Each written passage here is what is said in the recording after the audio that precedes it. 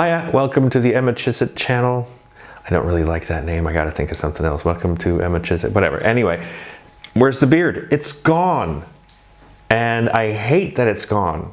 I really do, because you can see my jowls. The first time I shaved off my beard entirely as an adult was maybe 5 years ago. And I was like, oh no, I've got jowls. So that beard grew right back.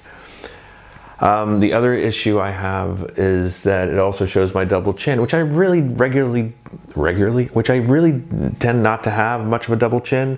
But right now I think I'm probably a good 6, 7, or 8 kilos above my ideal weight, which is about 96, 97, which is where I'm at if I work out.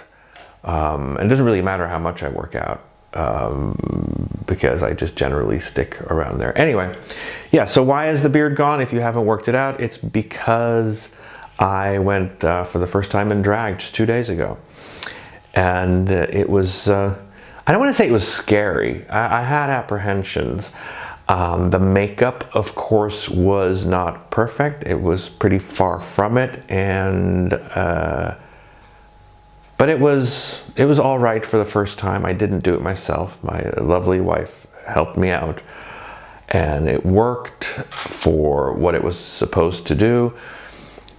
The reactions were generally positive, but then I think, nobody's going to go, ooh, you look like shit. But one of my dear friends, dear Caddy, I love you, and I love your honesty, but it's like, well, parts of it work. And okay, thank you. But generally, people were very positive and had nice things to say, and it was interesting. I never felt like anything but myself in a wig and a dress. I wasn't wearing a dress. I was wearing tights and a long sweater, so sweater dress maybe. So that was a little bit. I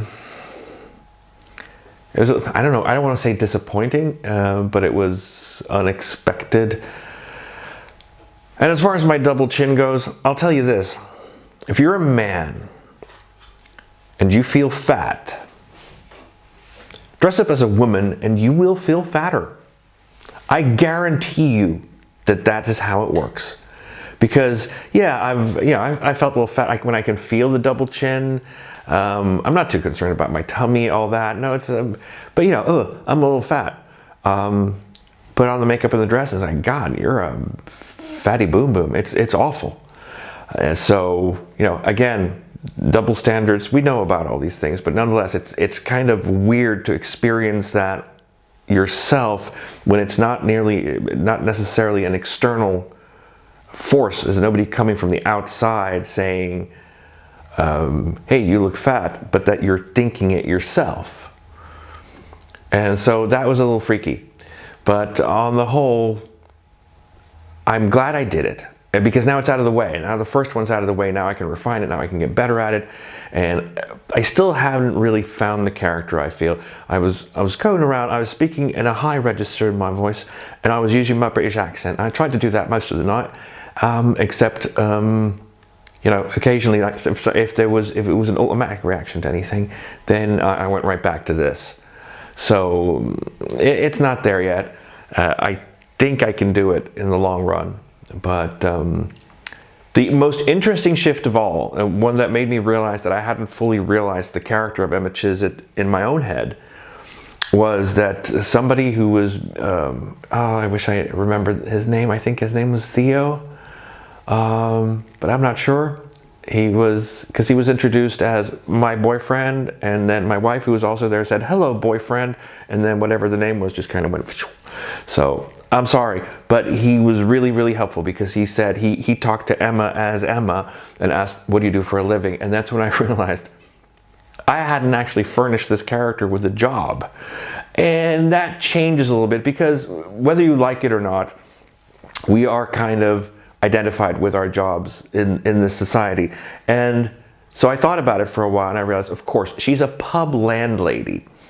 And I will tell you that when I realized that, which is basically somebody who runs the pub, it's not necessarily, landlord doesn't quite mean the same in American English as it does in British English.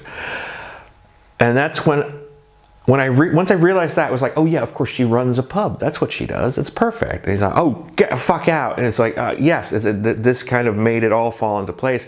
And when I went into the men's bathroom to touch up, and I love that, to touch up my lipstick, and we were at Monster Ronson's for the House of Presents show, which is there every Tuesday. And I love the fact that all the guys who came in while I was in the men's bathroom touching up my lipstick are like, hello, or not even that. They don't even care, or they don't even notice. And so it's a very good, safe space to do your first night in drag. But as I walked into the bathroom and I saw myself in the big mirror, I was like, you know what? No, somebody's drilling. Of course. Whatever. You'll have to live with that noise because I'm living with it. Because I got something to say.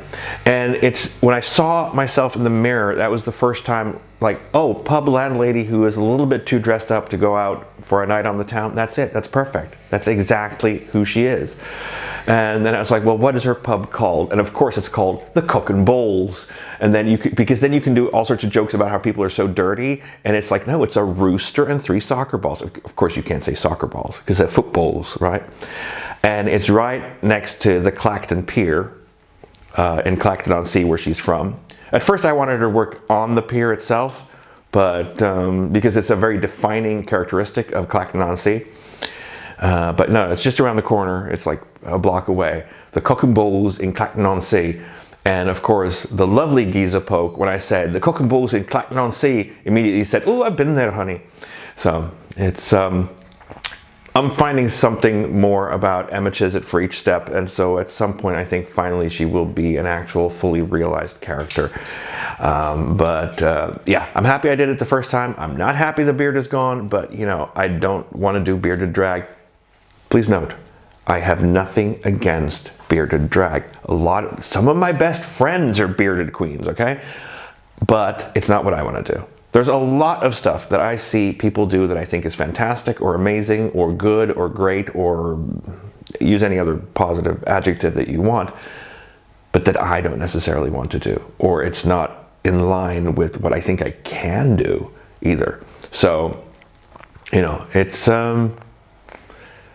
I've been thinking about sign-off phrase, and it should be like, take care of yourself. Take care of yourself, I think is enough. Take good care of yourself because that's important. And I'll see you next time.